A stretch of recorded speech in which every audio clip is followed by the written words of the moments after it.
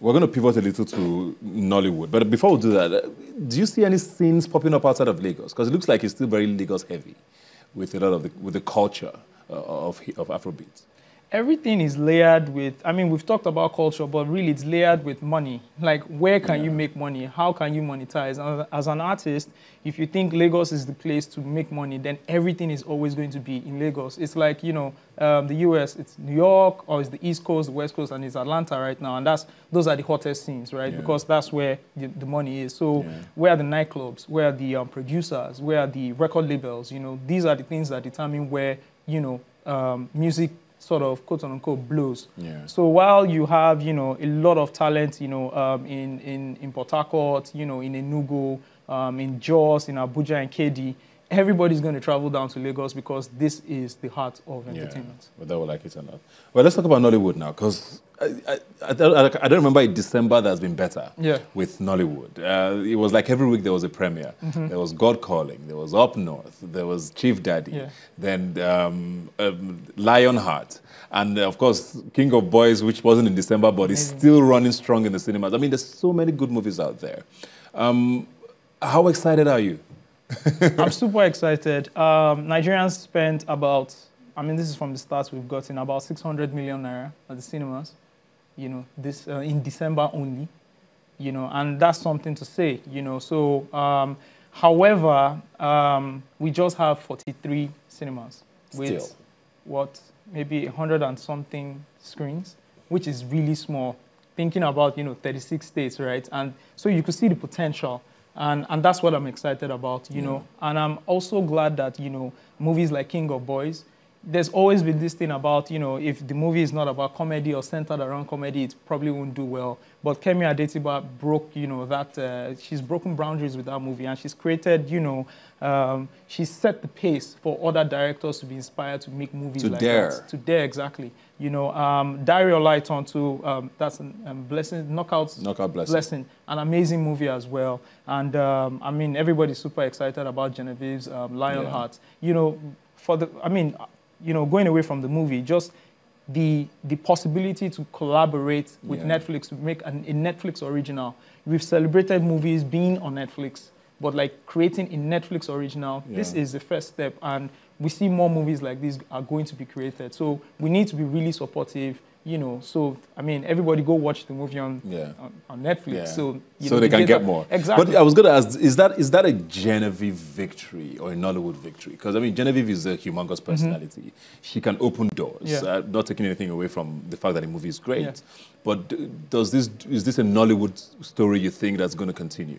Absolutely, yes. Because it is easier to knock on the doors of, you know, international streaming platforms now to say, you've already collaborated with one of ours, we want to do it again. And, you know, if you are taking the leap or the leap of faith to, you know, collaborate with one of ours, why don't you do it again? So taking away from even Netflix, you have, you know, Amazon Prime. There are other streaming platforms as well. And we have to give props to people like Jason Njoku, who has done this with Iroko TV and, you know, going into the international scene. I think it's just going to be, this is just the first of many. Nollywood is also very interesting with regards to people who come up and, you know, things to watch and stars to watch. I want to talk about, you know, trends now. Last year was also very big with regards to TV productions. And I think it's something that I think Africa Magic has done very good with. And Ebony Life to an extent where, you know, there's now sort of original programming back on television, even if it's not on terrestrial TV yet as much. Do you see that becoming even more of a thing now? Because we all grew up in the 90s. We knew how it was exciting to get back home at 6, 7, and there were all these things on TV. It's starting to sit back in again, but it's a fight, whether we like it or not, with all of these other options available to us. How strong do you think that's going to be this year? I mean, you're absolutely right. I see the conversations with some of, I mean, they're like people like hashtagging. It trends every evening. That's all these series that trend every evening. People are watching it and really engrossed. And I'm really surprised, you know, because we haven't seen this in a long time. I think, again, it would boil down to how much money can be made.